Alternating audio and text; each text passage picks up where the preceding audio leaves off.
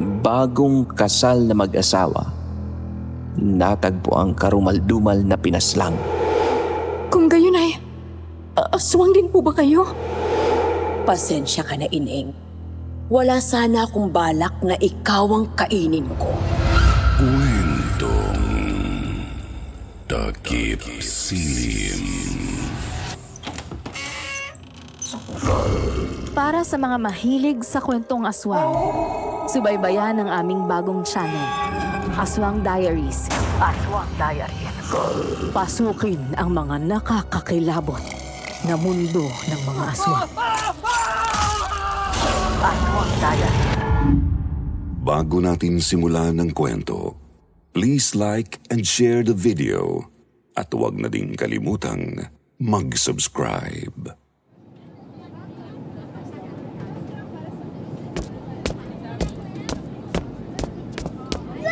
Ay, kabayong impacto! Lakas ng gulat mo ah. Kakakapi mo yan. Relax. Bata lang yun na nag-i-enjoy sa flight. Nagulat lang ako. Ikaw na makakita ng batang may pangil. Parang totoo pa yung growl niya. Pero hindi ako galit.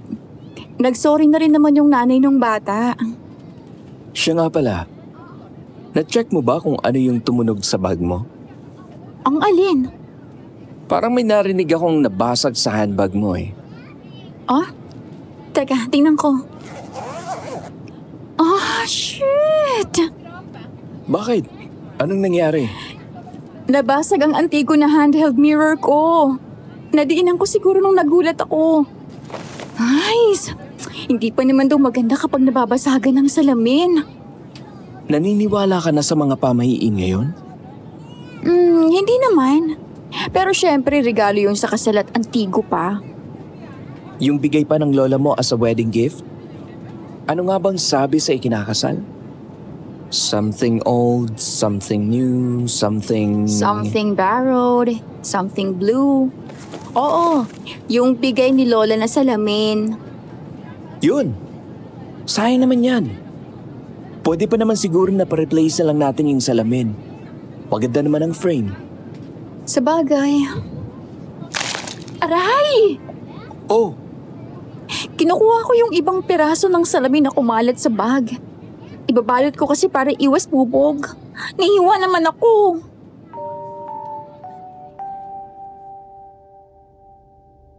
Kakakasal lang namin ni Lawrence, ang aking college batchmate at live-in partner ng 3 years.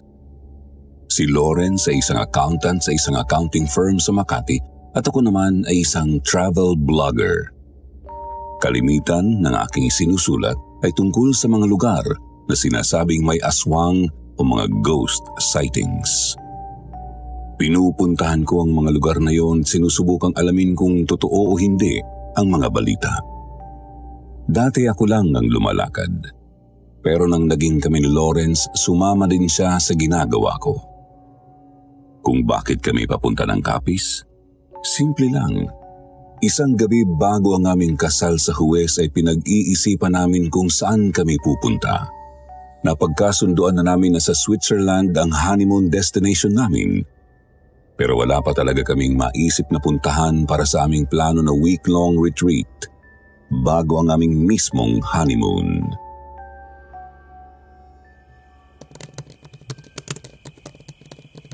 May nakita ka na? Wala pa. Pero heto at nakikipag-chat ako sa mga ka-group ko sa social media. Baka merong maisuggest. Ay, eto! Lika, tingnan mo! Saan? Eto Sa Capiz daw may kambal na nambibiktima ng mga turista. At pawang mga bagong kasalang nadadali. Parang magandang subukan to ah. Anong masasabi mo? Uy, sakto. Bagong kasal tayo. Malay natin, may ma-encounter nga tayong ano. Ano kaya kung iba na lang? Natakot ka sa alulong ng mga aso? Tamang timing kasi. Baka mamaya. Mamaya meron nga, di ba? Magandang entry yun sa vlog mo. Siguradong babaha ng readers at suggestions ng mga lugar na pwede nating dayuhin sa susunod na mga adventures natin. Lagi naman tayong ginaghosting pag ganyan. Wala nagpapakita kahit anong hanap natin. Pero mahalin nga natin. So paano? Game tayo? Sige. Maganda yan. It's more fun in the Philippines.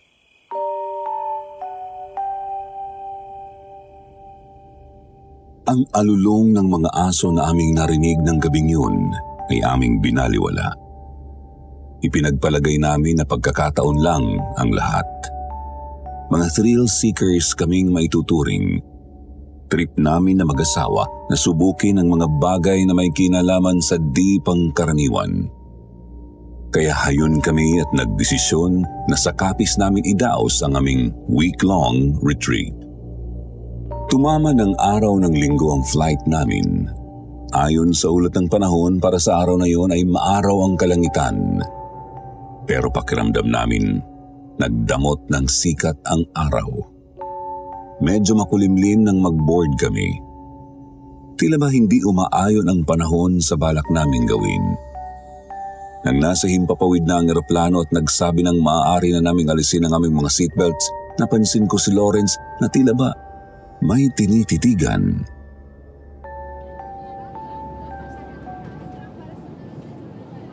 Anong tinititigan mo? What are the odds nga naman ano? Ha? Kanina lang ay nagulat ka sa batang may peking pangil. Tapos nabasag ang antigong salamin na nasa bag mo. Sinundan ng ayan. May sugat ang kamay mo kasi nahiwa ka ng peraso ng salamin. Oh, tapos? Tapos eto ngayon.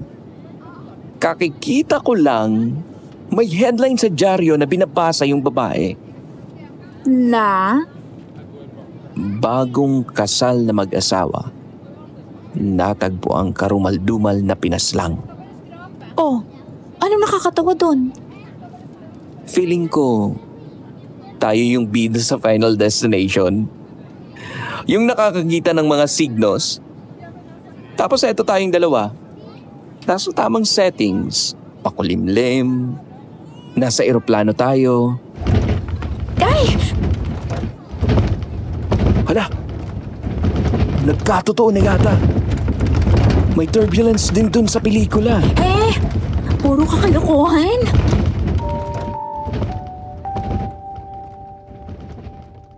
Dinaan ko na lang sa sungit si Lawrence. Paano naman ay totoong kinabahan ako sa pagkakabanggit niya ng pelikulang yun? May kung anong malamig na kilabot din ang dumaan sa akin. Sinundan pa ng biglaang turbulence.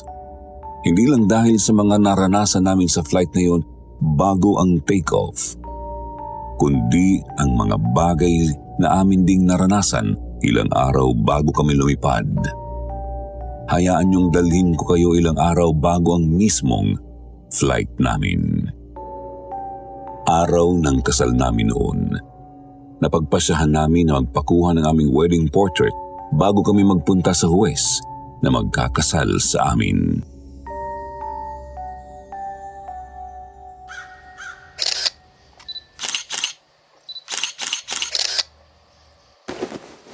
Parang gusto yata ni Manong photographer na dito na natin idaos ang kasal at honeymoon. Bakit mo naman nasabi yun? Napansin mo ba? Nakailang retake na. Panlima na natin ito. Isa pa daw. Nangangalay na ako. Baka kumukuha lang ng perfect shot. Pause na daw.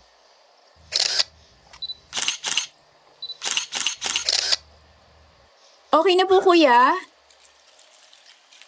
Ha? Hindi pa? Ano daw? Isa pa daw eh. Ano ba yan? Marunong ba talaga yan? Ikapito na natin to.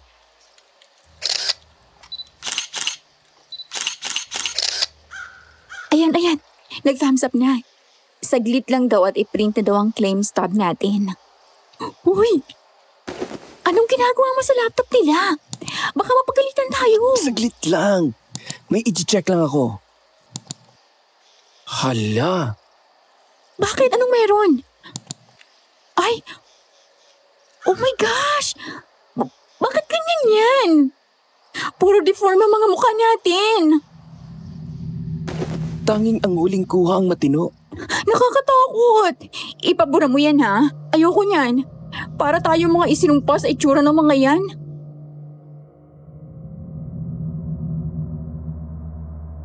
Iba yung kilabot ang naramdaman ko nang makita ko ang aming mga larawan.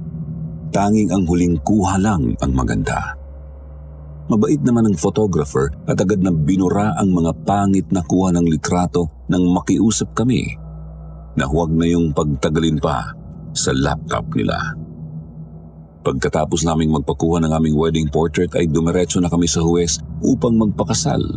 Tapos ay naghanda kami ng salo-salo para sa mga kapamilya, kaibigan at kakilala.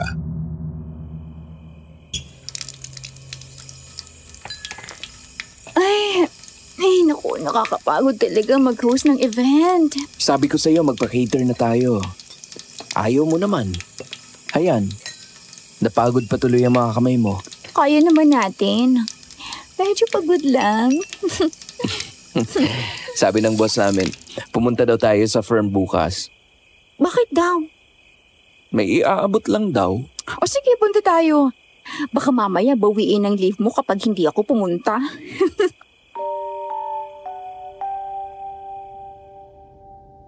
Kaya pala kami pinapunta ay para bigyan kami ng tiket papuntang Capiz. Narinig kasi ng boss nila ang balak naming dalawa na doon pumunta para sa aming retreat bago ang mismong honeymoon. Binigyan pa kami ng cash gift para sa aming honeymoon. Nakatataba din ng puso ang mga pagbati mula sa mga kasamahan ni Lawrence na hindi nakadalo sa reception noong araw na iyon. Nang matapos ang mga pagbati ay agad na din kami na nagpaalam. Marami pa kasi kaming ihahanda at baka may malimutan. Ang kukulit ng mga workmates mo. Paulit-ulit sa paalala na mag-ingat tayo. Sigaw pa ng sigaw, oh. Oo, makukulit talagang mga yan. Teka, nako, sila ka mo ang mag-ingat sa amin. Nakakatuwa talaga mga kasama mo. Alam mo, blessed ka at hindi toxic environment ang workplace niyo. Toxic na ang clients at spreadsheets. Magdo-toxic pa kami sa isa't isa. Ewan ko na kung saan kami pupulutin. Tama ka doon. Ay! Naputo lang sintas ng pareho kong sapatos. Ang sa akin din, oh. Tingnan mo. Parehong sapatos din ang naputulan ng sintas. Para namang sunod-sunod na. Noong isang gabi, alulong ng mga aso. Tapos yung wedding portrait natin. Ngayon, mga shoelaces naman natin. Baka naman kasi dahil matagal nang nakatago itong couple shoes na binili natin. Kaya lumutong na ang mga tali. Sa bagay. Ay, ano po nangyayari sa akin?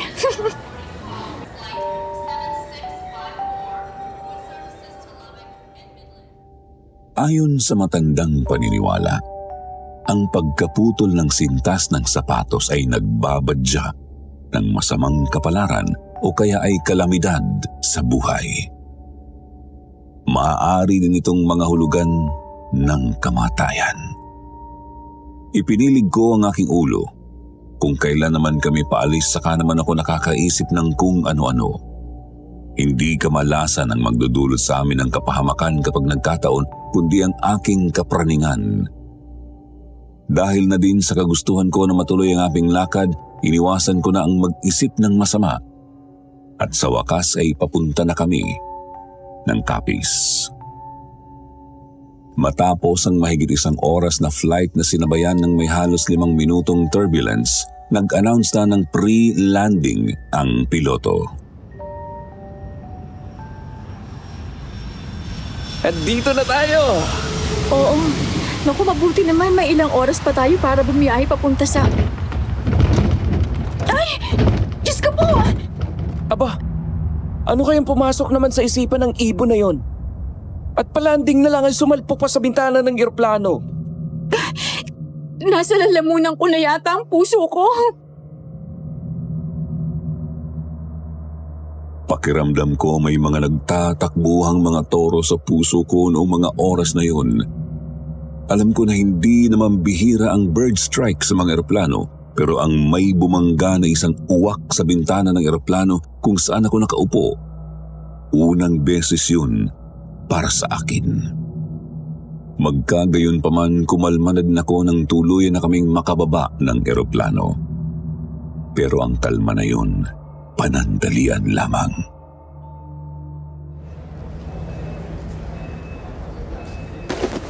Touchdown! Nandito na tayo!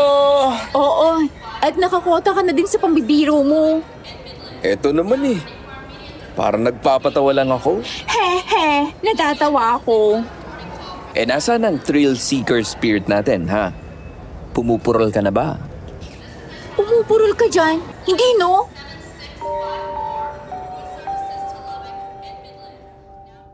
Nasa gitna kami ng biruan nang pareho kaming natigilan. Nagkatitigan kami. Pakiramdam namin ay parang may nakatitig sa amin. Minamasdan ng bawat galaw namin. Lumigid ng tingin si Lawrence at ganoon din ako. Nang walang ano-ano'y biglang may malamig na kamayang lumapat sa aking balikat. Ay, mawalang galang sa inyo. Ay, kasabay niyo ako kanina sa eroplano kung tama ang dinig ko sa inyo. Kayo ang bagong kasal at dayo dito sa Capiz. Opo, Tatang. Bakit po? Ay, mag-ingat kayo ha. Ay, huwag masyadong padalos-dalos. Baka mamaya, subukin kayo ng panahon.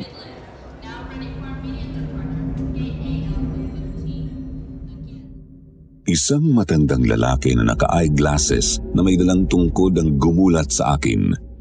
Akay siya ng isang batang babae na sa tingin ko ay edad 10. Pagkasabi niya ng babala sa amin ay umalis na din siya. Natanaw ko na binati siya ng guard sa may entrance ng airport, kaya naman nang makalayo na sila ng batang babae, agad ko nang nilapitan ng naturang guard at tinanong dito kung sino yun.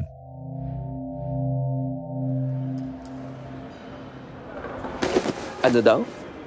Sino yun? Mang Tonyo daw ang pangalan nun eh. Pamilya raw ng mga albularyo at mga hilot dito sa Capiz. May ESP ba yun? Wala. Sinabi naman niya na narinig niya ang usapan natin kanina sa eroplano. Sa tingin ko, bulag ang matandang yon. Paano naman kaya niya tayo nahanap? Baka yung batang babae ang mata niya. Tayo na nga. At baka tayo tanghaliin sa booking natin.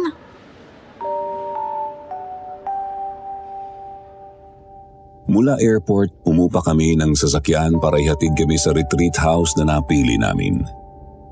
Doon muna kami habang nakikiramdam kung saang lugar sa Capiz may pinakamalaking tsansa na mag-cruise ang landas namin ng sinasabing kambal na aswang na nambibiktima ng mga bagong kasal. Ayon sa mga nakausap ko tungkol sa retreat house, balitang minumulto yun at may aswang na facilitator doon. Siyempre hindi namin palalampasin ang pagkakataon na maranasan namin o makakita talaga kami ng totoong aswang o ng multo. Dahil wala naman masyadong traffic, bago mag-alas 10, nakarating na kami. Parang nagsisisi na ako na kinagat kong suggestion nung nag-chat. Parang tama ka nga. Diba? Ano kaya kalokohan na nag-umpisa ng balita na yon? Retreat house na minumulto at may nakatirang aswang? Bakit pa hindi agad pumasok sa isip ko na kung hindi Bible study, Nisa ang nagaganap sa mga retreat house. Word of God nga eh. Tapos, may evil entity? Aksyon ako. Pero may mga multo daw sa simbahan, di ba? Ay nako, matagal lang unfounded ang mga ganon. Bahay ng Panginoon, tapos minumulto. Kalokohan ng tao. Baka naman may katotohanan yung sa aswang. Hindi na siya natunaw. Balita ang lugar na to na masarap ang garlic rice nila na inihahain sa mga retreat guest. Nalusaw na yun sa amoy pa lang. Sa bagay. Tapos may malapit pa na Jesus image sa kalayuan. Pero paano kung may nakapag-adjust na talaga? Adjust? Di ba tayong mga normal na tao nakakapag-adjust sa advancement? Wala namang BS, how to use a cellphone. Pero natututo naman tayo. Oh, tapos? Paano kung yung mga aswang nakapag-adjust?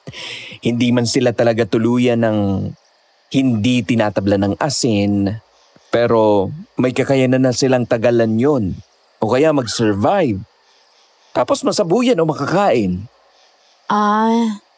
Tapos may tukoy lang na bilang o dami ang kayang pumatay sa kanila, ganon? Sakto. Resilience, kumbaga. Umiiral na naman yung mataba mong utak.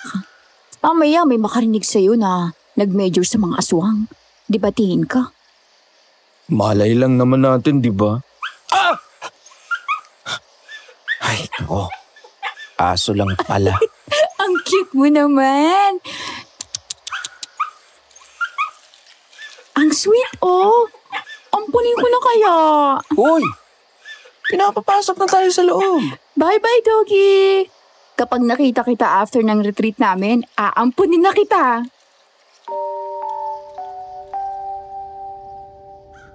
Nang makabook na kami, isa sa mga staff ng retreat house ang naghatid sa amin sa kwarto namin.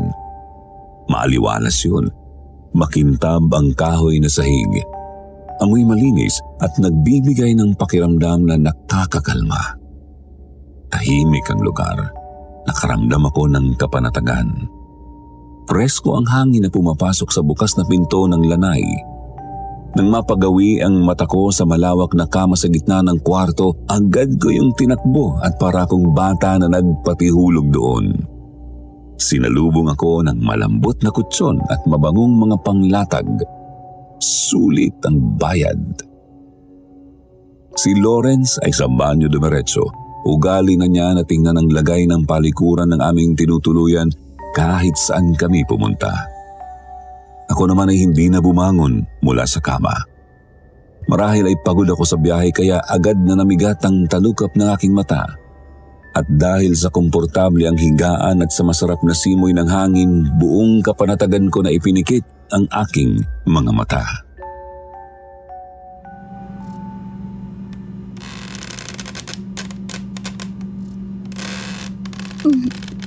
Lawrence? Ikaw ba yan? Tapos ka na mag-check ng banyo? Bakit ayaw mong sumagot?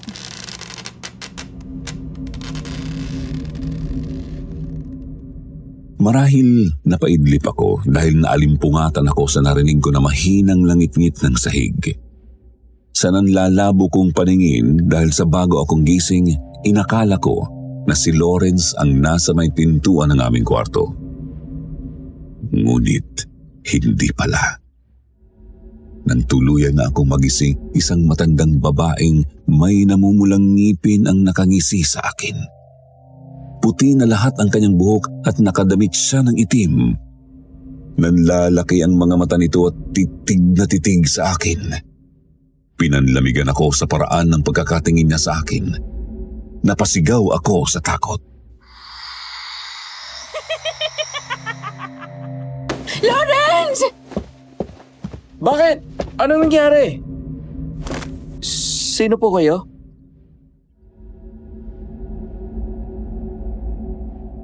Napaupo sa kama si Lawrence sa may tabi ko. Unti-unti ay lumalapit ang naturang matandang babae sa amin. Nang handa na kaming sumigaw ng saklolo, saka naman may isang katiwala na dumating. Humingi ito ng paumanhin sa amin at nang tanungin namin ito kung sino yung matanda, ang tanging sinabi sa amin ay doon ito nakatira. Wala na itong ibang ilinagdag pa at inakay ng palayo ang matanda. Naiwan kami ni Lawrence na magkatabing nakaupo sa kama, tahimik at nag-iisip. Tanging mga huni ng ibon sa di kalayuan na nagmumula sa bukas na pinto ng lanay ang dinig na ingay. Ano sa tingin mo yun? Mali ko! napaidlip ako. Tapos narinig ko na parang may hinagalaw sa sahig. Akala ko nga ikaw eh. Nang magmulat ako, yung matandang yun ang inabot ko na nasa may pintuan ng kwarto natin. Aswang kaya yun? Hindi natin masasabi sa ngayon. Hindi bale. May isang gabi tayo para malaman.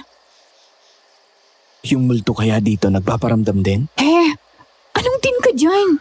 Sinabi lang hindi tayo sigurado kung aswang bang matanda na yun eh. Parang gusto kang kainin. Ewan ko sa'yo.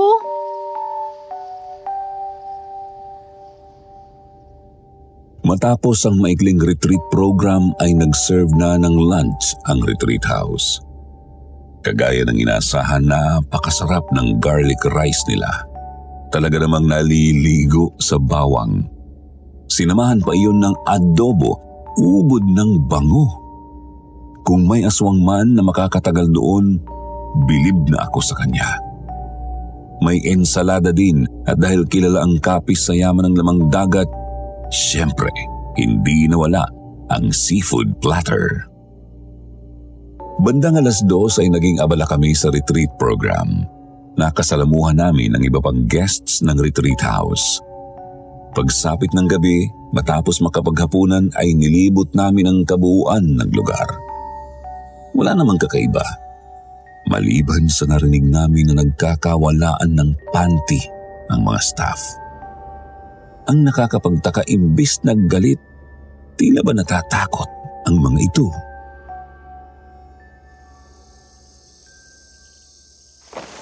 Nagkakawalaan lang ng panty pero parang tunog na tatakot.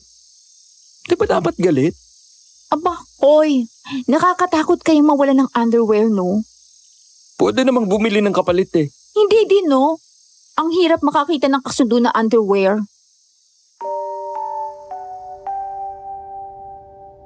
Muli naming inikot ang buong compound. Umaasa na baka makita ulit namin ang matanda na pinaghinalaan namin na aswang. Ngunit bigo kami. Laglag ang balikat na bumalik kami sa kwarto namin. Habang nagbabanyo si Lawrence ay inilatag ko na ang Ouija board na dala namin. Nang lumabas siya mula sa banyo ay sinubukan namin na makipag-usap sa espiritu doon. Nais naming makausap ang sinasabing nagmumulto sa retreat house na to. Nandito ka ba? Kung nandito ka, paggalawin mo ang mga bagay na ito at hayaan mo na makausap ka namin. Narinig mo yun? Baka lumayo. Lumapit! Oo. Parang galing sa may lanay. Kung may nais kang sabihin, ay padaanin mo sa pamamagitan ng Ouija board na ito. Makipag-usap ka sa amin. Lumapit! Tuta? Oh, hello. Ako, ikaw pala yan. Anong ikaw pala yan? Ano ba yung sinasabi mo? Magkakilala kayo? Ano ba? Hindi mo na siya tanda? Yan yung tuta kanina na sumalubong sa atin sa entrance. Yung pinangkakuan mo na aampunin? Loko kang tuta ka? Nabawasan yata ng 5 taon ng buhay namin sa panggugulat mo eh.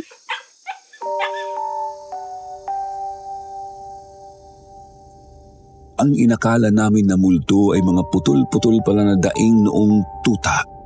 Kulay brown yun at may berdeng mga mata. Putol ang buntot at may kalakihan ang mga paa. Naisip ko na siguro malaking sukat na aso ang tuta paglaki. Dismayado man ay nakuha na din naming matuwa dahil may kalaro kami sa kwarto. Panatag na kami at desidido lang sabihin na wala ngang multo kahit aswang man sa retreat house nang may narinig kaming kaluskos. Habulin mo! Habulin mo! Ay naku! Maghahanda na ako ng pambayad na extra. Para hindi tayo kagalitan ng facilitator dito. Mukhang hindi na aalis ang tuta na yan eh. Kasi nilalaro mo na. Kamukha ngang tayo na ang kinikilala nito na amo niya eh. Ano yun? Kami ni Chuchu. Naghahabol pa din siya ng tali, oh. Hindi eh. Parang galing sa labas. Teka, buhatin mo muna yung tuta.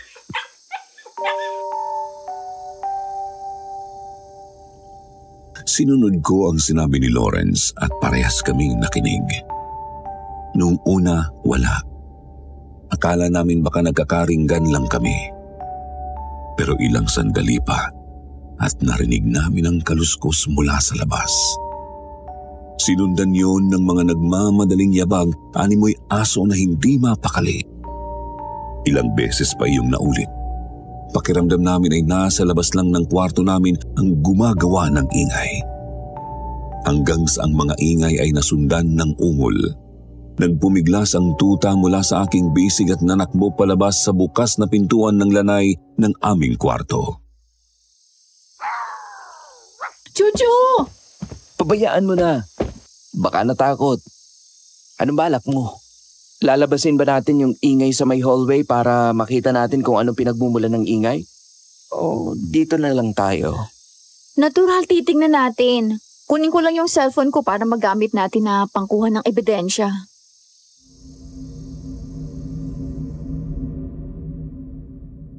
Binuksan namin dahan-dahan ang pinto ng aming silid. Madilim at walang katao-tao na pasilyo ang sumalubong sa amin. Tanging mga mahihinang usapan ng ilang bisita na gising pa mula sa katabi naming silid ang maririnig na ingay. Ang maliit na night lights lang ang nagbibigay gabay sa daanan. Sa dulo ng pasilyo ay ang kusina kung saan kita na may sumisinag na liwanag. Nakinig kaming mabuti at muli naming narinig ang ungol.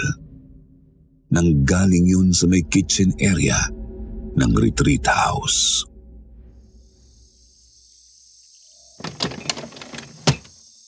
Sa kusina nanggagaling ang ingay. Para may nabukas ng ref. Baka magnanakaw lang ng pagkain ang mahuli natin. Hala, tara, puntahan na natin. Eto na, kumikilos na nga oh. Bilisan mo kasi. Baka mamaya magising at maglabasan din ang ibang bisita. Pinuntahan namin ang pinanggalingan ng ingay. Pigil ang hininga. Unti-unti kaming sumilip. Napasinghap kami sa aming nakita dahil sa pagkabigla. Nakaupo sa sahig ang matanda na nakita namin na nakatitig sa akin noong umaga. May kinakain na kung ano na mapula na mukhang kinuha niya mula sa nakabukas na refrigerator. Animoy sarap na sarap ito at gumagawa ng ingay na kahalintulad sa asong gutom na gutom. Saktong may iba ng mga bisita na nakarinig ng ingay ang nagdatingan. Napasigaw ang ilan ng aswang nang mag-angat ng tingin ng matanda na namumula ang labi. Biglang baba ang staff at may umakay ng muli sa matandang babae. Kinausap kami ng facilitator ng retreat house at doon kami naliwanagan sa totoong sitwasyon ng retreat house na yon.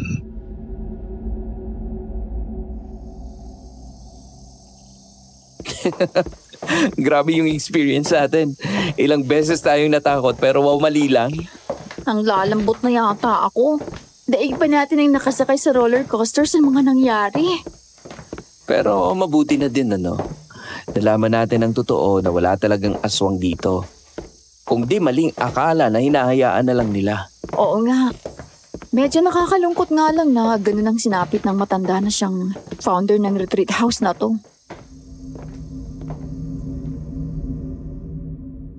Ayon sa paliwanag noong facilitator, ang matandang babae ay ang siyang nagtatag ng retreat house. Siya ang unang facilitator ng lugar. Pero dahil sa katandaan ay naging weirdo na ito. Ang mga balita na may aswang ay dahil sa minsang may bisita sa retreat house na nakakita na kumakain ito ng homemade bignay jelly kagaya kanina. Napagkamalang lamang loob ang kinakain nito. Kumalat ang balita na may aswang sa retreat house at inasahan nila na tuluyan na silang magsasara. Ngunit taliwas ang nangyari. Dumami ang bisita nila dahil sa kuryosidad kung totoo ang tsismis. Kaya hinayaan na lang ito at hindi na itinama. Pagbalik namin sa aming silid ay naghanda na kaming matulog. Binuksan ko ang pinto ng lanay para pumasok ang preskong hangin.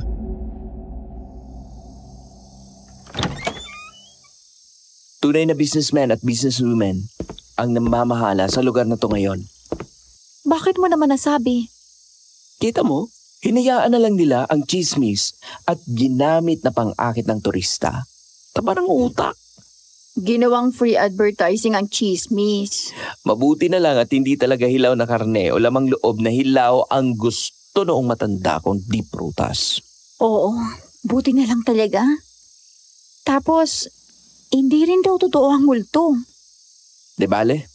May isa pa naman tayong gagawin. Di ba? Ang siyang rason bakit tayo nandito. Tama. Ang kambal na aswang na nambibiktima ng mga bagong kasal.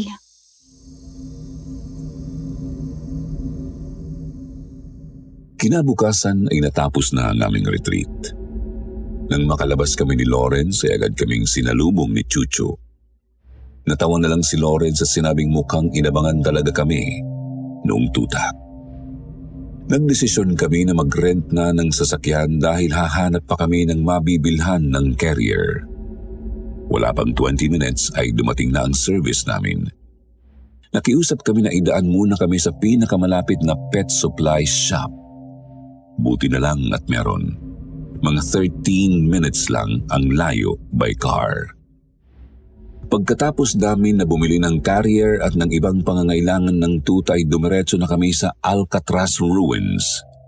Hobby kasi ni Lawrence ang photography at since nasa Capiz na kami, gusto niyang kumuha ng pictures noong lugar.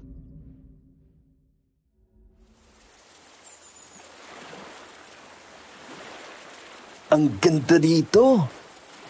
Ang sarap din ng simoy ng hangin. Oo nga. Pero sabi sa guide, isa itong abandoned resort na hindi na ituloy. Dahil daw sa kulang na pondo ng may-ari. Pero may mga nagsasabi din naman na historical site daw ito at remnants ng lugar na ginagawang kulungan ng mga Espanyol. Baka napagkakamalan lang ng iba. Kahawig kasi nung nasa San Francisco na Alcatraz.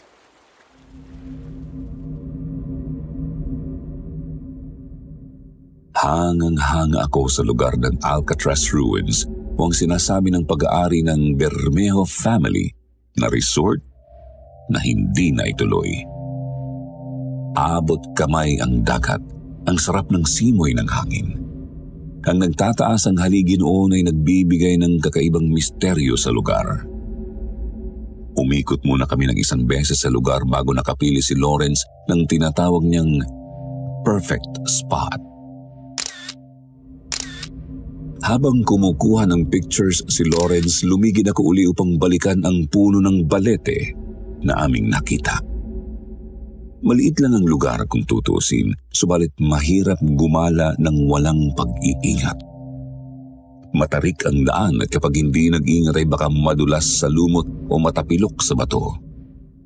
Kaya hindi dapat may ibang pinagkakaabalahan kapag naglalakad. Narating ko ang puno ng balete nang wala pa ding ibang tao na nakatigil sa ilalim noon. Minabuti ko na doon maupo. Kinawayan ko si Lawrence upang ipaalam na nandoon ako. Ang tuta naman nasa carrier ay binalak ko na painumin.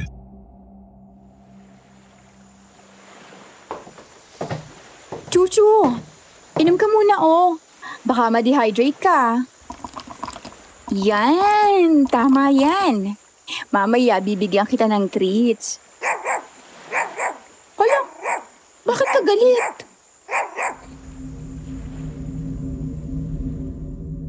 Bigla na lang naging masungit ang tuta. Nagtayuan ang balahibo nito at naglabasan ng ngipin. Mula sa aking likuran ay narinig ko na may nagtunugang mga sanga. Animoy may naglakad at naapakan ang mga yon. Kasunod noon ay mga tunog ng yabag sa graba. Paglingon ko ay nakita ko ang isang babae. Sa tingin ko mga nasa 50 na ang edad. May dala siyang ratan na basket at tila ba may laman iyon ng mga bote na may lamang langis. Nang makita niya na nakatingin ako sa basket, patay malisa niya itong tinakpan ng telang itim na nakasampay sa balikat niya.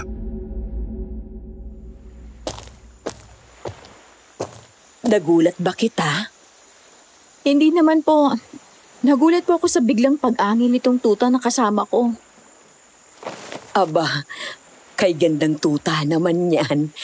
Hello, Doggy. Chuchu! Hala, nakakaya naman dun sa ali. Okay lang, Ineng. Baka hindi yan sanay sa ibang tao. Ano po palang ginagawa niyo dun sa likod ng puno? Nangunguha ako ng mga sariwang sanga at ilang parte ng balite. Nagawa kasi ako ng mga herbal-herbal. Kaya ho pala. Hinapon na pala tayo. May makukuha pa kaya tayong transient house para sa atin? Ay, naku! Nakalimutan nating mag-book. May kasama ka pala. Hello po. Hello. Siya si... Tawagin niyo na lang akong Aling Punsa. Aling Ponsa? Ako po si Lawrence. Siya naman po ang aking asawa na si Kay. Lawrence at Kay. Ikinagagala ko kayong makilala. Wala pa kamo kayong matutuluyan. Opo Baka magutan na lang kami o kaya ay mag-camping na lang dito. Nako, wag naman sa camping at maginaw. Baka mapagtripan kayo ng ibang dayo. Kung hindi nyo mamasamain, baka gusto nyo na sa transient houses na namin kayo tumuloy. Sige po. Saan po ba ang inyo? Hindi yun amin. Pero kami ang namamahala. Malapit lang. Mga wala pang 10 minuto mula dito kung nakasakay tayo. Naku, malapit nga. May dala ba kayong sasakyan? Tatawag po ulit. May dala ko. Sa akin na kayo sumabay. Tara na at baka tayo dilimin sa daan.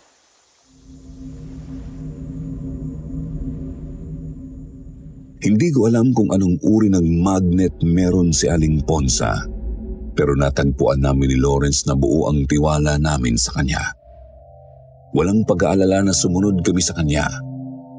Bagay na hindi naman namin ugali kapag nagbibiyahe. Makwento at masayahin si Aling Ponsa. Animoy may kasama kang teenager na sabik makipagkwentuhan sa tao.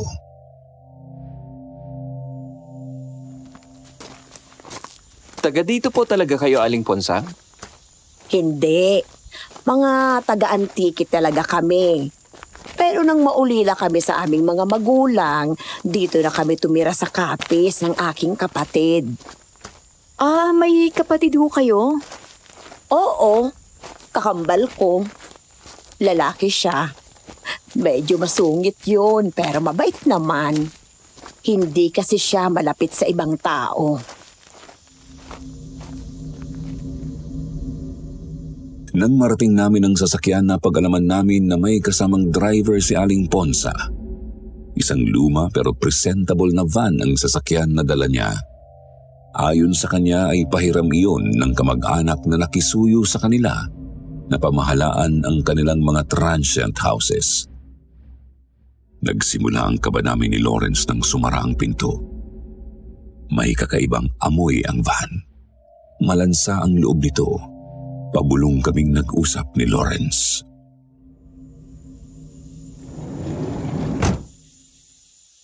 Parang malansa. Napansin mo din pala? Nako, baka serial killer itong nasamahan natin. Ayak ka na naman sa kalokohan mo Saan ang gigaling yung lansa na yan Malay ko. Gusto mo itanong mo? Anong gusto mo? Itanong ko na, Aling Ponsa, bakit tumalansa ang banyo? Kasi itong si Joel ay dumaan pala dun sa malapit na katayan ng baboy. Ayan at sakay dito sa van ng mga sariwang karne. Ay! Aling Punsa! Nagulat ko ba kayo? Medyo. Pasensya na kayo kung bigla akong sumingit, ha? Narinig ko kasi na nagtataka kayo kung bakit malansa ang van. Pasensya na din po kayo. Sana po hindi kayo na-offend. Nako, hindi naman. Kung akong nasa lagay nyo baka tumalo na ako palabas mula sa bintana ng van na to. Oh, nakarating na pala tayo. Tara nang bumaba at na makapili kayo ng unit na gusto nyo. May 3 kaming bakante ngayon.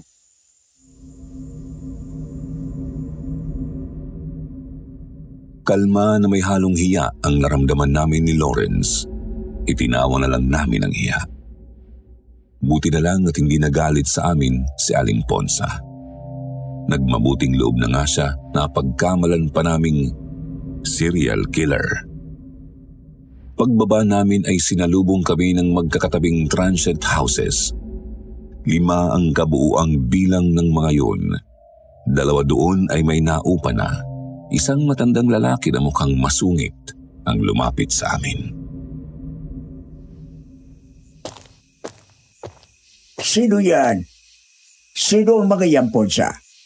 Mga dayo. Nakasalubong ko doon sa tabing dagat. Sa Alcatraz?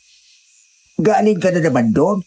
Ilang beses na kitang sinabihan na tigilan mo na ang pagdayo mo doon. Anong ikay magtigil dyan? Buti nga at pumunta ako doon. Ayan at may mga mangungupahan tayo. Yang 2 yan ay kung hindi ko nakausap, abay balak pa na magkamping doon. Magkamping? Doon matulog? Ay hindi ko alam kung sadya kayong mapusok o mga gunggong lang talagang mga turista. Miling, hinay-hinay. Nakakaya sa mga batang ito. Hindi pa nga alam ang pangalan mo ay sinermonan mo na. Ano ka ba namang tao ka? Oo na. Matigil ka na lang. Ako si Miling. Tawagin niyo lamang akong Tata Miling. Kapatid ako ni Ponsa. Kambal kami. Iginagagalak po namin kayo na makilala, Tata Miling. Ako po si Lawrence at ito naman ang asawa ko na si Kay. Magandang gabi po, Tata Miling. Ako po si Kay. Matanong ko lang. Ano at napunta kayo sa Kapes? Aswang, maligno, lamang dagat? Nag-retreat po kami. Ganun ba? Akala nyo siguro totoo ang mga bali-balita doon, ano? Nag-aksaya lang kayo ng oras. Kung lalaking to, tigilan mo na nga ang mga yan. Ay siya, sige. Iwan ko na muna kayo kay Ponsa. Kukunin ko lang ang mga susi ng bahay para makapili na kayo.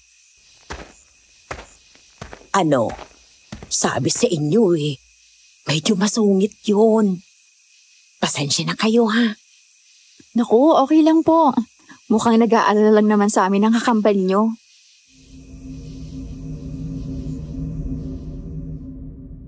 Ilang sandali pa at bumalik na si Tata Miling.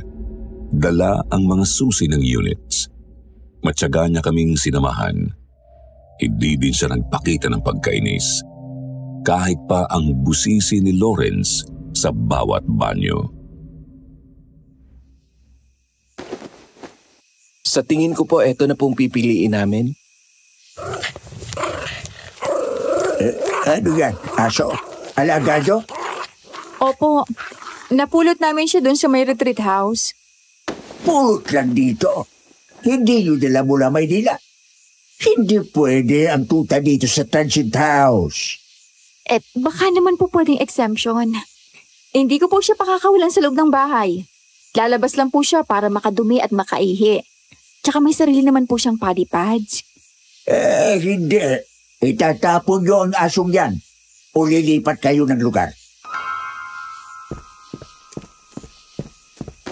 Hala, nagalit na yata si Tata Miling.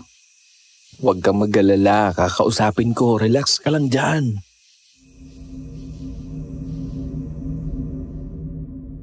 Buong akala ko talaga, hindi papayag si Tata Miling na makapiling namin ang aso. Pero ilang minuto lang at nakita ko si Lawrence na kasama na si Tata Miling. Maaliwalas ang mukha nito, tila ba nagkaintindihan silang dalawa sa isang bagay. Pagpasok nila ay agad akong hinarap ni Tata Miling.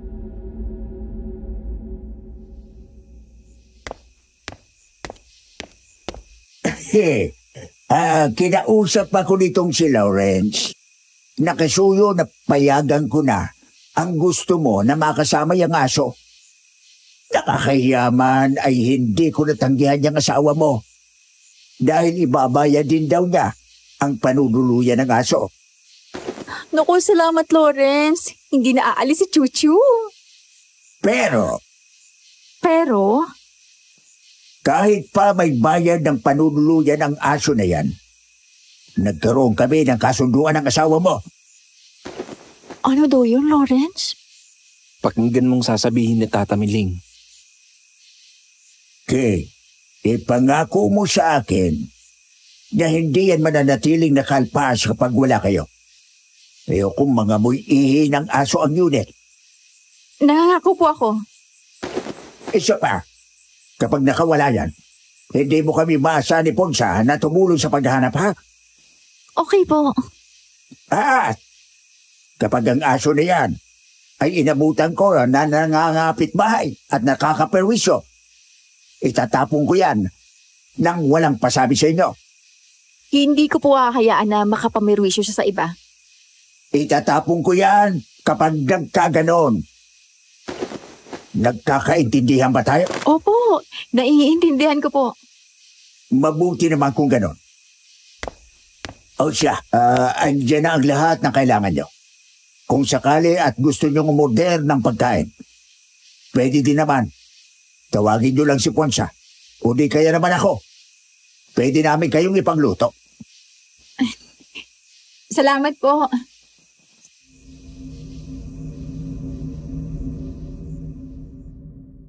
Maliwalas at malinis ang transient house. May aircon din. Matapos kong siguruhin na marunong gumamit ng litter sand si Chuchu ay isinama ko ito sa kwarto. Kagaya sa retreat house, komportable ang higaan sa transient. Paglapat ng likod ko sa higaan, agad akong nakatulog. Ngunit ginulantang ako ng panggigising ni Lawrence.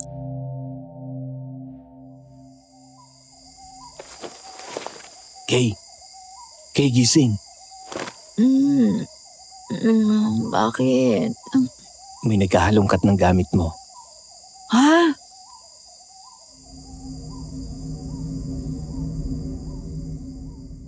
Madilim ang kwarto noon. Patay kasi ang ilaw kung matulog kami. Dinig namin ang animoy naghahalongkat na ingay. Sa katiting na sinag na nagmumula sa aming bintana, nakita namin ang figura na animoy nakakuba at naghahalongkat ng aking maleta. Marahang tumayo si Lawrence mula sa kama at inabot ang switch ng ilaw.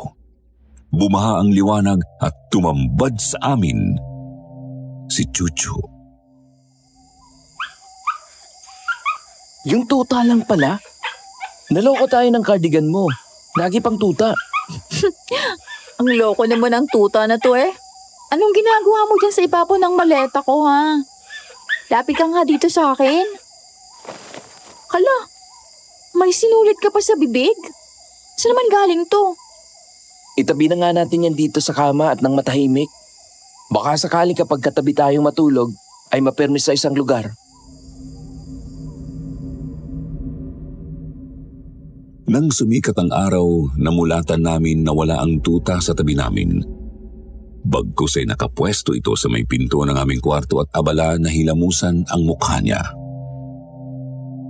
Matapos kaming makapag-umagahan at ibalik sa crate niya ang tuta ay naghanda na kami upang lumabas at mag-amoy-amoy ng balita. Nadatnan namin sa labas na kausap ni Aling Ponsa ang occupant ng isang unit. Si Tata Miling naman ay tahimik na nakaupo sa isang tabi at umiinom ng kape habang nagbabasa ng dyaryo. Magandang umaga. Magandang umaga po, Aling Ponsa.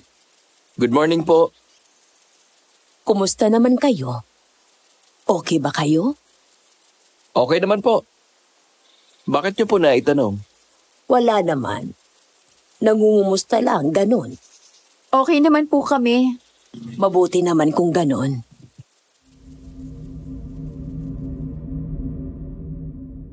Natapos ang aming usapan nang tawagin ng isa sa umuupa si Aling Ponsa. Bago kami tuluyang umalis ay narinig namin na nabanggit ang salitang panloob. Nawawalan ng panty ang isa sa tenants nila. Nagkatinginan kami ni Lawrence. Naalala namin ang mga staff sa retreat house na nakaranas din mawalan ng mga panty.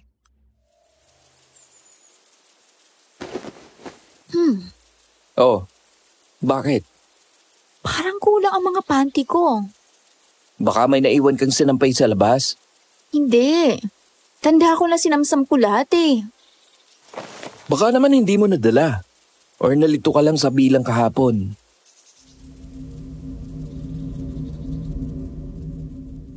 Naisip ko na baka mali lang ako ng tanda sa aking mga panloob.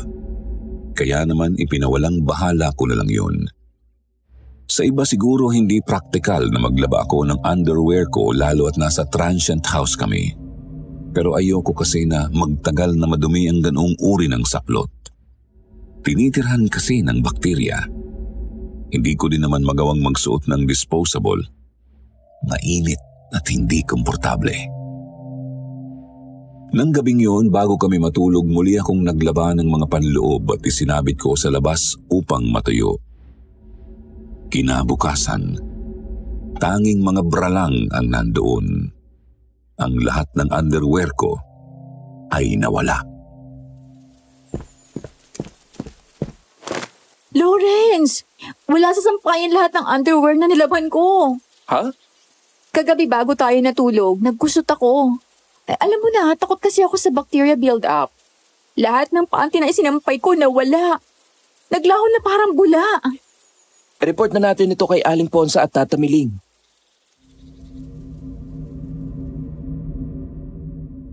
Kinatok namin ang kambal na katiwala sa tirahan nila. Nakatabi din ng mga transient houses. Si Tata Miling ang sumalubong sa amin. Natutulog pa kasi si Aling Ponsa. Maayos niya kaming tinanggap at ipinaghanda ng kape. Sinahid ang iba bang panloob mo na nakasampay sa labas? Opo, ilimas po eh. Yung tuta ba ay hindi mo pa din itinatapon? Ano naman po ang kinalaman ng tuta doon? Aba, ay yung tuta lamang naiwan sa bahay nyo na mag-isa, hindi ba? Malay nyo kung yun ang kumukuha. May CCTV po ba kayo rito? Meron! Ang kaso naman ay sa 1 linggo pa mapapalitan ng mga bago. May 2 linggo na rin na mula nang masira ang mga CCTV dito.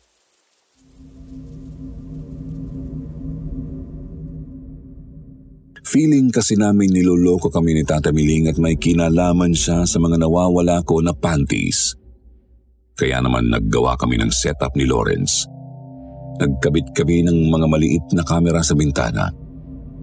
Itinutok namin iyon sa simbahan. Connected ang mga iyon sa cellphone namin. Kinagabihan, saktong may nangyaring local event at nagdesisyon kami na lumabas at makisaya. Nakibalita na din kami tungkol sa kambal na aswang na hindi pa din namin mahagip. Naglalakad kami pauwi nang makatihan ko na silipin ang footage. Nanindig ang aking balahibo.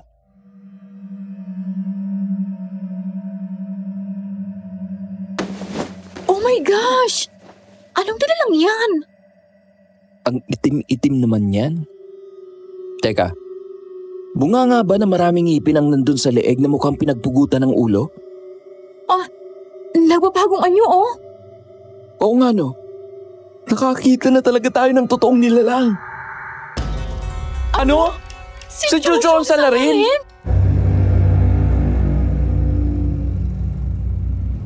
Oo, nabigla din kami. Sino ba ang mag-aakala na isang aswang pala ang tuta na aming inampon? Isa iyong nilalang na may balat na sing itim ng madilim na gabi. Walang ulo pero may leeg. Sa pinakatutok ng leeg nito ay may bibig na pagkadaming ngipin. Ninigang tuhod na bumalik kami sa transient complex. Hinanap namin si Aling Ponsa at Tata Miling upang ipakita ang footage. Ngunit wala sila sa lugar nila. Puno ng takot pero ayaw sumuko, pinasok namin ang unit namin kung saan nandoon si Chuchu. Pagbukas ng pinto namin ay agad na bumungad ang dog carrier na bukas at wala si Chuchu. Ay, sino nga bang mag-aakala na aswang yung si Chuchu? Buti at hindi tayo nilapa. Hindi naman niya talaga tayo lalapain.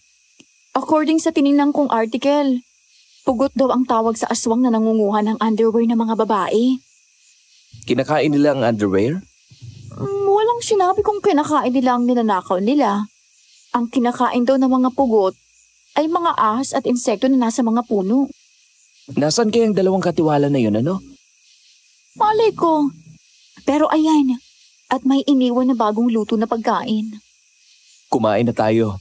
Bago lumamig ang pagkain. Bukas, maipamigay ang carrier ni Chuchu. Ay, nung pugot pala. Wala na din naman tayong paggagamitan yan eh.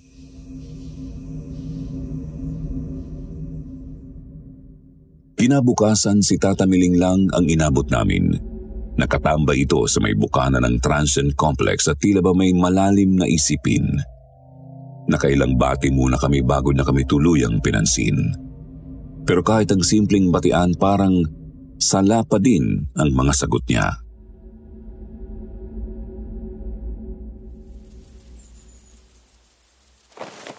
Magandang umaga po. Magandang umaga din sa inyo. Kumusta si Aling Ponsa? Ayun, magagala na naman. Doon sa may tabing dagat. Ako ay magpapaalam na muna. Mabibili pa ako ng iluluto. May mga bagong transient na padating. Oh, may gusto ba kayong ulam? Wala naman po. Masarap po lahat ng inihahanda ninyo para sa amin. Ay siya, sige. Babaya na lang.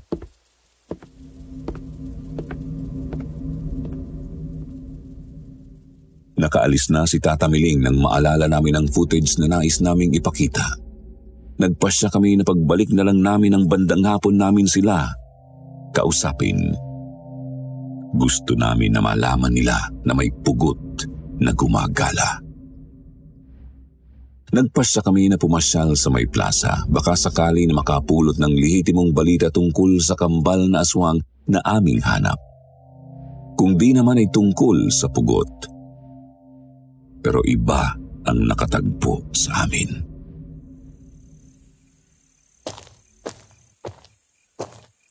Ate, excuse me po. Kay?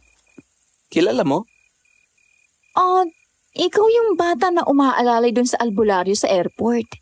Yung si Mang Tonyo? Ako nga po. Nakita po kayo ni Lolo na dumaan. Ipinabibigay niya po ito, oh. Langis sa bote? Pangondra aswang po yan nagawa ni Lolo. Makakatulong daw po yan sa inyo. Lalo't kabilugan na ng buwan bukas. Araw ng Biyernes. Salamat ha. Eto, munting tulong. Huwag mong tanggihan. Sabihin mo sa lolo mo, maraming salamat.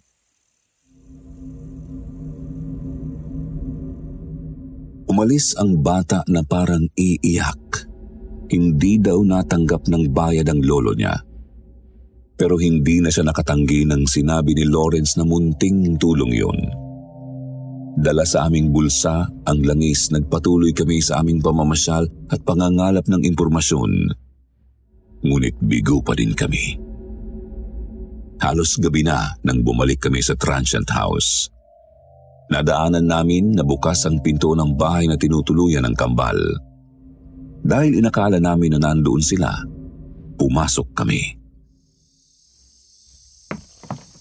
Tao po! Tata Miling! Aling Ponsa! Wala atang tao eh. Aray! Oh, bakit? Biglang uminit yung bote ng langis sa bulsa ko eh. Ano? Lumabas na tayo.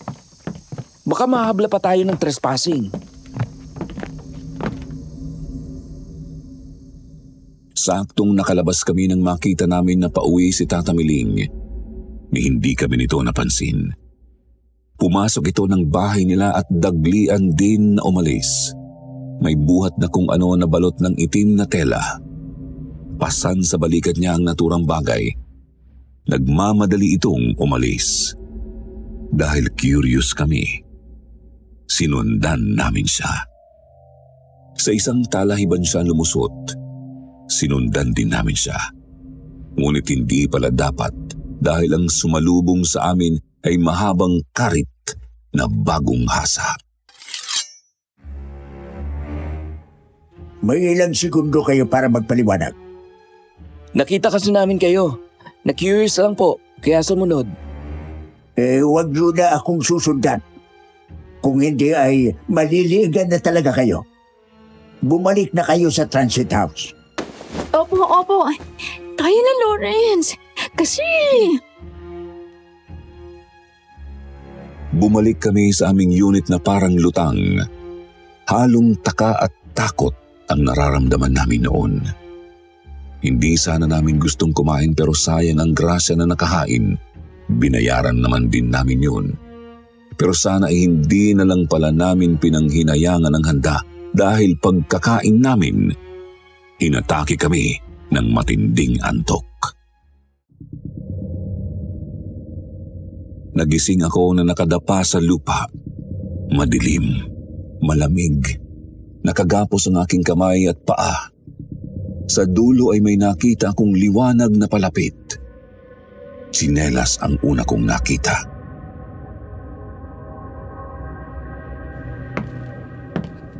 Gising ka na.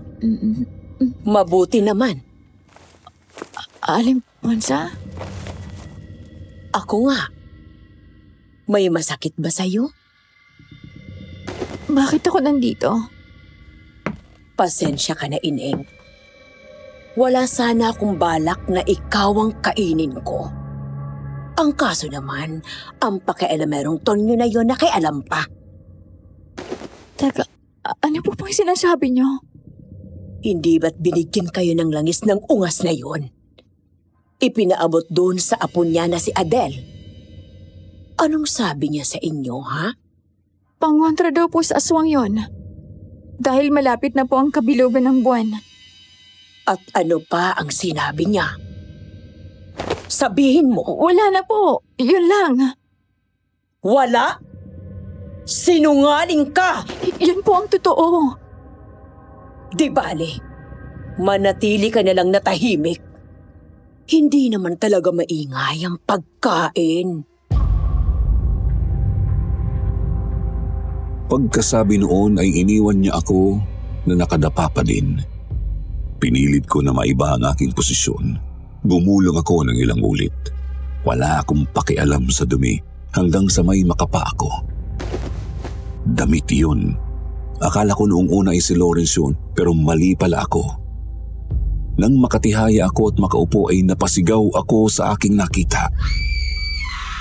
Isa yung bangkay ng babae. Sa tansya ko ay isa yung hiker. Halos bumaligtad ang sikmura ko. Wakwak ang lieg at butas na ang dibdib ng bangkay. Wasak din ang sikmura nito. Doon na ako sumuka. Hindi ko kinaya ang makakita ng kinatay na tao. Idagdag pa ang amoy bulok na nagmumula sa bangkay. Hilo, diri at takot ang naramdaman ko sa mga oras na yun. Napapikit ako. Marahil ay dahil sa sari-saring pakiramdam ay nawalan ako ng ulirat. Nagbalik ang aking diwa nang biglang may dumating. Pag-angat ko ng tingin napansin ko na may mamula-mula na ang liwanag na sumisilip sa kuweba. Hapon na pala.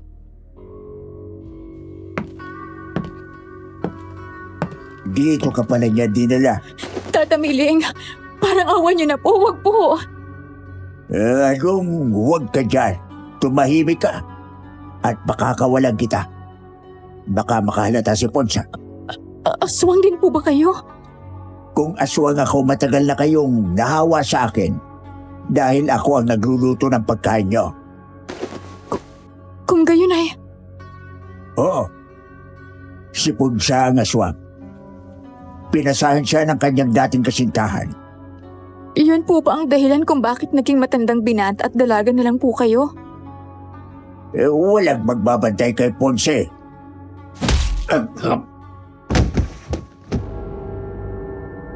Biglang nawalan ng malay si Tata Miling.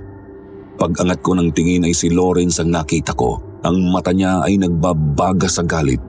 Ni minsan na hindi ko siya kinakitaan ng matinding emosyon.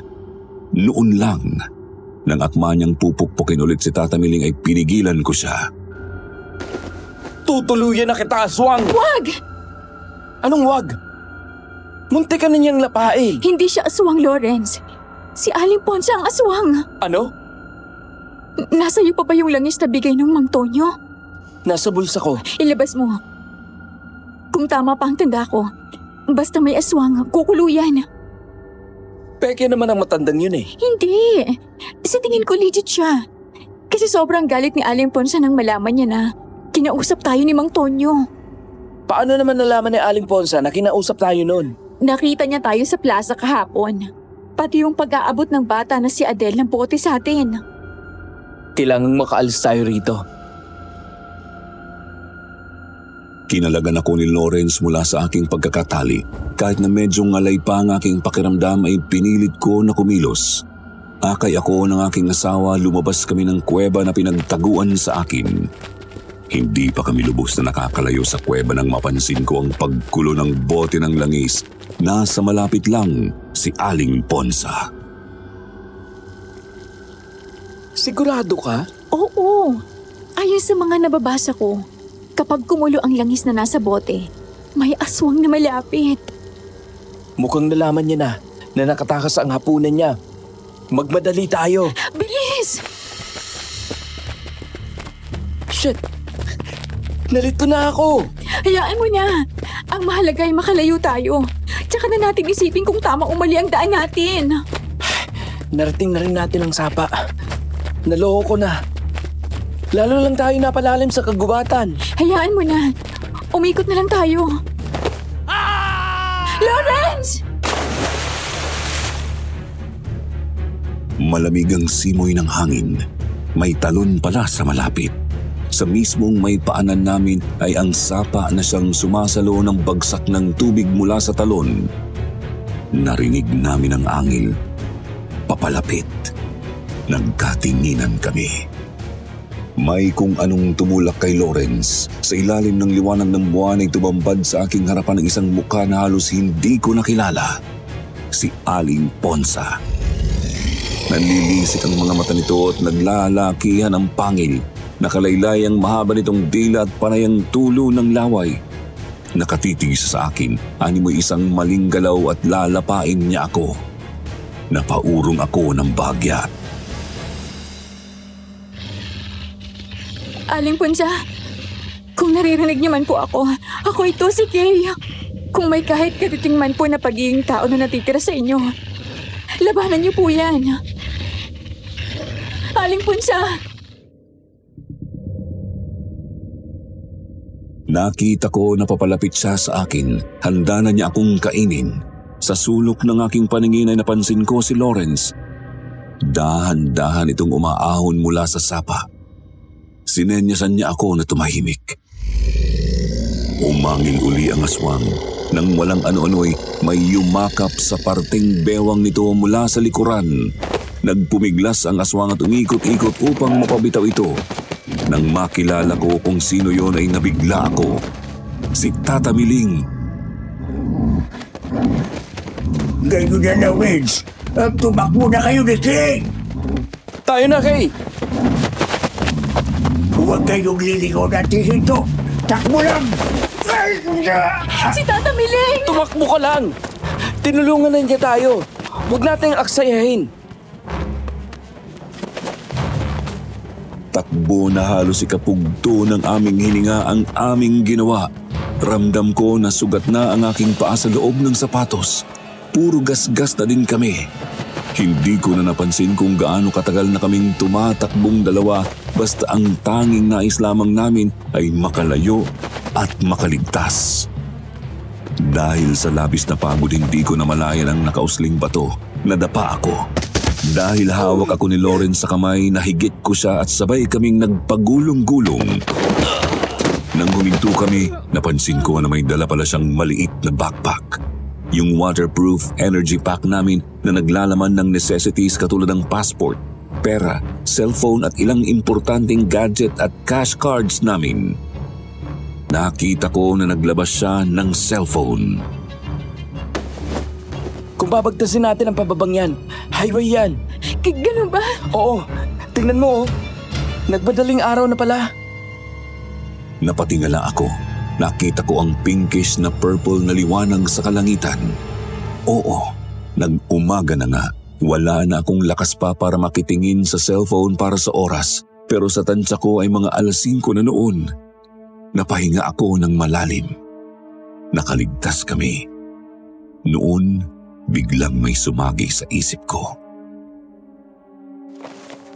Lawrence, anong nangyari sa iyo nang makatulog tayo dahil sa pagkain? Nagpanik ako nang hindi kita makita. Kintuban na ako na may nangyari sa'yo. Tapos? Naalala kong naging reaksyon ng langis noong pinasok natin ang bahay ng kambal. Sakto, nasusugurin ko sana sila sa bahay nila nang makita ko si Aling Ponsa na bumalik. Oh, ganun pala. Tapos nakita ko na si Tata Miling naman ang lumabas. Hayon, sinundan ko. At nalaman ko na kung saan ka dinala ng aswang na yon. Makalipas ang 1 linggo ng pagkakaospital, nakauwi na kami. Ipinagpaliban na lang namin ang aming New Zealand honeymoon. Nagdesisyon kami na sa December na lang yun ituloy. Masyado na ang adventure namin. Oras na para mamuhay ng maayos at ligtas. Sure ka ba dyan? As in titigil ka na sa kwentong katatakutan? Na-realize ko kasi na ibang klase pala ang takot kapag real life na talaga. Anong balak mo ngayon? Magsusulat na lang ako ng travel blogs. Both sikat at hindi sikat na destinations. Pero yung mga bagay na hindi bandwagon ang i-feature ko. Anong balak mo sa story natin sa Capiz? Ipapadala ko sa isang YouTube channel na yun ang specialty. Bahala na sila. Ang pogi naman ang pangalan ko, Lawrence. Ikaw kaya ang magpangalan sa akin? Kay. Okay. Pwede na. Cute naman eh. At yun ang kabuuan ng kwento namin kung bakit nakarating sa inyo ang aming tunay na karanasan. Natakot ba ako? Ay, isang malaking oo. Natakot din ba si Lawrence? Siyempre naman. Susubok pa ba ulit kami? Hindi na. Ang aming naranasan sa Capiz ay sapat na upang matutunan ko namin na hindi maganda na sinusubok ang panahon o ang mga nilalang na namumuhay ng iba sa atin. Mapalad tayo na mga namumuhay sa lugar na mga walang aswang o mga multo o anumang kakaibang nilalang. Huli naming balita, tuluyan ang naglaho ang kambal. Iba na din daw ang pangalan ng transient homes nila na siyempre, iba na din ang namamahala. Sa inyo na mga nakikinig, kung kayo ang nakaranas ng tulad sa amin, nanaisin niyo pa rin ba na subukin ang pagkakataon? Magiging mapusok pa rin ba kayo? O mas pipiliin ninyo ang ligtas na buhay? Bigyan man ako ng pagkakataon na ulitin ang ganoong gawain, hindi na ang aking magiging sagot. Mas gusto ko ng tahimik na buhay na walang inaalala o ginagambala na tao. Sigurado ako na mas hahaba pa ang buhay ko. Namin ng asawa ko.